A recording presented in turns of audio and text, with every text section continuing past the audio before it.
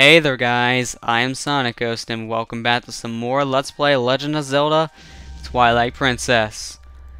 Last time we started our final dungeon in the game, Hyrule Castle, and got ourselves the dungeon map and the 2 small keys to get inside. And now we're ready to traverse our way up to the top of Hyrule Castle itself. And Great Spin Attack makes short work of all these enemies here in this little cage fight. It's just pretty much now a waiting game until they all come around me and then attack. Pretty much it. And I do like the remix of the Hyrule Castle theme from Link to the Past here. When I first heard this theme in Wind Waker, I really did like it. I really liked how they remixed it. And now doing it again in Twilight Princess, it sounds even better. I'm so glad they did this. But let's go ahead and use our claw shot and grab onto these chandeliers, and let's see what's in this treasure chest. Oh hey, what do you know? It's the compass. So there we go, we got the dungeon map and the compass, so we don't need to worry about these things anymore. And let's see here. Grab onto this chandelier, move our way down, and grab onto this one. There we go. I do believe there's going to be a Dark Nun in this upcoming room, so I'm prepared for that. Indeed, I was right. So let's fight this guy the way he's intended to fight. Because usually I just use the bomb arrow trick, but it's pretty cheap when there's only one. I mean, if there's 2 or 3 of these guys next to each other, yeah, it's more worth doing the bomb arrow trick. It's not feeling as cheap, but you know, with one, I kind of feel like I'm cheating the system a little too much. Alright, come on, buddy. Come on. Just get away from the gate. If you're near that little force field gate-like cage, I'm gonna get hurt. There you go. So let's just do this. My little cheap trick to keep a good combo going. And, war off. He's doing so good, too. Oh well, he's dead, so it doesn't really matter. And he drops a bunch of arrows. Well, that's convenient. And the treasure chest appears. Well, really, since there's no item in this dungeon, and the fact that we already got the dungeon map and compass, that's pretty much just rupees. And what you want to do here, a easy method of doing things is just lock onto that torch over there, and use your Gale Boomerang to put it out. Because doing so raises this platform, and you pretty much need to be standing on it. I'm pretty much just going to show this is only for 50 rupees, but there you go. Now, there's 2 ways you can go here. You can go left, or you can go right. Even though there's no point in doing this, I'm going to go both passageways, because I want to show where both of these passages lead to. And both ways actually have like a different puzzle to get through them, so it's worth showing these areas off. Now here it's a very dark room, you can't really see what's going on, so you want to go ahead and equip your lantern. And there will be these little torches sitting out here like so. You want to go ahead and light all of them when you can. So not only can you see, but I think that also helps with, you know, towards the puzzle. And of course, there's gonna be a bunch of bats. Now, I do believe you want to shoot down this painting here. Yes, you do, because then it tells you the order where you need to actually light these torches from. So it's like this, and then work our way back. I like how this puzzles actually make you light the torches in a certain order, and did I actually do it backwards? I think I might have done this backwards, actually. Yeah, I think I did. I'm supposed to light this one first, and then go down to here. Okay, that makes sense. But I like this puzzle pretty much makes you work your way from... You know, how this puzzle usually works is you have these 4 torches lit, or these switches ready to go, and you use your Gale Boomerang to go ahead and unlock the puzzle. But this time, you actually do this by lighting torches. We haven't really had a puzzle like that in the game. I liked how they finally got to implement something like that. Now in this room we have these enemies, which you know how much I hate these guys already. They're very annoying to try to get a good attack on, but the other room, if we decided to go right in that passage, we would have Dark Nuts to fight, so that's even worse than this. And, come on. Don't get near each other, come on, get away from each other. Come on, hit! Well, at least I got the other one. These guys are actually taking it easy on me. They're actually letting me get through the defenses a little more than usual. That's a good thing. Because usually those guys are a pain to deal with. But this time, not as much. Kinda happy about that. Got a lot more rupees there if you need them. Now you go out this way, that takes you to the area we need to go to next. But I actually want to go into this door. And, oh, wait a minute. No, that was the wrong door. Crap. This is the door that takes you outside. I'm an idiot by doing that because I didn't want to go outside yet. I wanted to stay inside because I wanted to take the other passage. You want to go through this door instead of, the other one like I did. Because doing so gets you back out here, and there's a little switch right here you want to hit. And that will lower this chandelier so you can get back to this passage no problem now. So there you go, nice little shortcut back if you really needed it, but I don't really need that, so let's just jump right back down here and take this room on again, the room we were in previously, but now taking the right passage. And I would cut to it, but we're pretty much right here next to that room anyway, so if I cut, it just would kind of feel kind of like a pointless cut, so I'm just going to go ahead and continue on. Now, out of those two areas to go to, I think, in the Wii version, the left area is actually a little faster and a little easier. Especially because you don't have to deal with dark nuts. But, the right area, I think, is a little more challenging, so if you guys want more of a challenge, we take this right passage. So let's go ahead and see what puzzles await for us in the right side. Let's see what's in the pots first. Well, I got my one arrow back that I used. That's a good thing.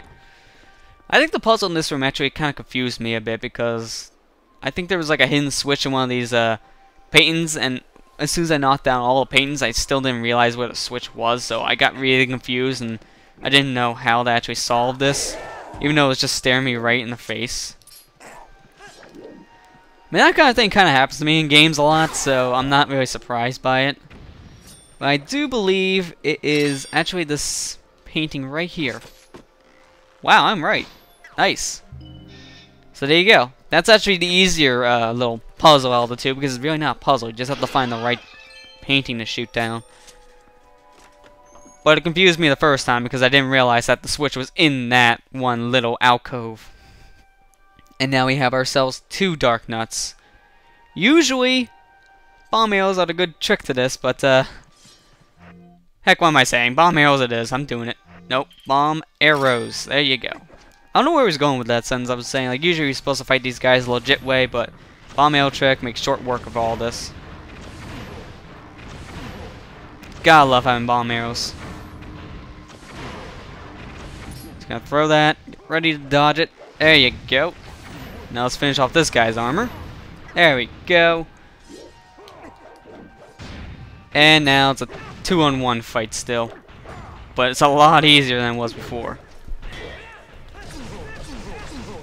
In fact, I already had practice for this technically with the Cave Ordeals because, they had a room with 2 dark nuts in it, and then the final room had 3 dark nuts.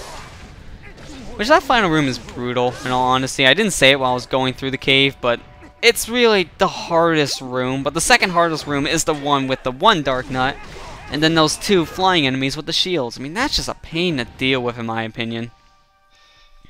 Both of those rooms are, and those are usually rooms where I have to use either the magic armor or some kind of healing potion, like Fairy's Tears, or go ahead and use something else like Blue Potion or something. It's really annoying, but right over there is where another treasure chest is. I think that's just for more rupees, so I'm not going to get it. But it's over there in case you want it. At this point in the game, you really shouldn't need it.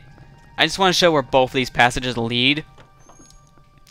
So now that we've figured out where both of these passages go to, I can actually go ahead and go outside like I actually wanted to. Last time that was a stupid mistake, but this time it's for real. Would you look at that? It's the boss key sitting there ready for us to grab. And wow, there's a lot of enemies coming our way. And great. I don't think we can dodge this. But we don't have to, apparently. What's going on?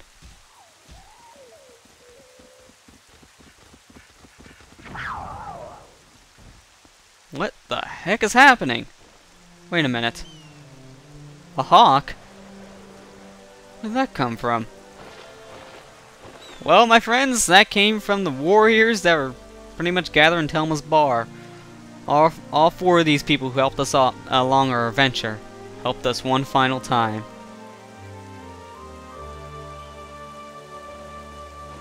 It's good to see we still have support for all of our friends on our adventure. So there we go. We got ourselves the boss key, so now we're ready to head our way up to the very top of Hyrule Castle and be able to take on the final boss no problem. And I always call it boss key, and I don't care if it says big key. I really don't. I think you can actually jump down these ledges. Can you? No? Okay. Even if you could, I wouldn't want to. Because, well, that would be a lot of backtracking for me to do. Now, this is the point where getting those 2 keys outside helps, because you need a small key to get in this door, but if you don't have the other key, you head all the way over to this other side, like I accidentally went to the first time, and that's where you get yourself your second small key. And for us, this is technically our third. But we get to fight one of these guys once again. Hooray. Luckily, this won't really take us too long to get through. Alright, buddy, come on. Put up your shield. Put him up. Come on. Any day now. You know, this is more painful for me than you. Even though you're probably wanting that. But this is more painful to you as well. So just get it over with, right? No, shield attack it. Shield attack! Why isn't... There you go. Hate how that shield attack doesn't like to work. Come on, shield attack it. Oh, come on. I was so close. You know what? Not gonna waste my time. Hit him again, because I kind of screwed things up. And really, if you want to, just go ahead and hit him with some kind of arrow, and then use your claw shot and grab him again. That's how you do things. It's that easy. Actually, I kind of want to get my spinner out, because we're gonna need the spinner next. And give us the heart, even though we don't need it. And let's get ourselves our final small key of the dungeon. And now we're ready to make our way to the very top of Hyrule Castle. After all this time.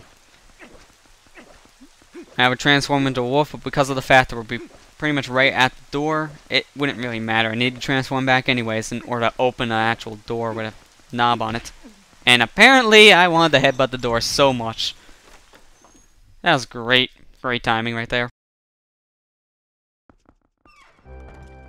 Now right here you want to go ahead and actually transform into a wolf and use your senses. Because doing so, you get to see all these little ghosts here, you know, the soldiers. And they point you in which way you want to go. If you don't listen, then, well, that happens where the platforms actually fall underneath your feet. So you want to go ahead and be as careful as you can in this segment and follow the direction that those guys are pointing you into. And right here, just go ahead and transform back into a human, because trying to get across these stairs as a wolf is a pain. And a good note is don't transform on top of the stairs, because then you fall. At least it put me right back in front of the staircase. That would have been painful if I had to go back through that little segment again as a wolf. Luckily though, that's not the case. Ah, if only I had one more heart. There we go, I got one more heart. There you go. That felt good to do. So let's get our double claw shot ready. I think technically here you really only need to use the claw shot just once in some of these areas, but really, you shouldn't. I think there's some areas where you can just grab on one of these ledges and drop down to a stairwell, but I wouldn't recommend doing it. And we just fought these guys. The only difference here is they're wearing skulls. There's nothing different about that. So we have to fight the reskin, and that's just kind of redundant at this point. And here we go, we get our final Dark Knot to fight, and this one is, well, the special looking one. He has golden armor. Ooh, he's special. He's not all that hard actually. He's the same difficulty as all the other Dark Knots, except now his armor's a different color. And I don't need to fight him with a bomb arrow check at this point, because really, I don't think it's necessary when it's one. It just feels too easy. There we go. Armor's gone. Oh man, I was so close to getting hit by that gate. That's not even funny. I know. Get him away there. Come on. Kind of just want to re-equip my hookshot back to the beat button, because that's why I like it. And there. He is done. Actually, I kind of want to have my arrows out, because I'm going to need those. And they give you 100 rupees here in case you need more money, but it's not the only place where they give you a lot of money. If you got yourself that extra small key in the beginning, then you have access to this room, which is a big old restock area that has a bunch of items, a bunch of rupees, and I think maybe even some hearts in some of these treasure chests too, if I'm not mistaken. They give you a lot to work with here, so if you're not ready for the final fight in the game actually lets you get ready right in the very dungeon right before the fight. But because of the fact that really now I have everything I need, and all I need to do is actually open this final boss door, I don't have to worry about that at all. And with that, I'm going to end the episode here, guys. So, next time on Let's Play Legend of Zelda Twilight Princess, we're going to confront Ganondorf and save Princess Zelda. I'll see you guys next time.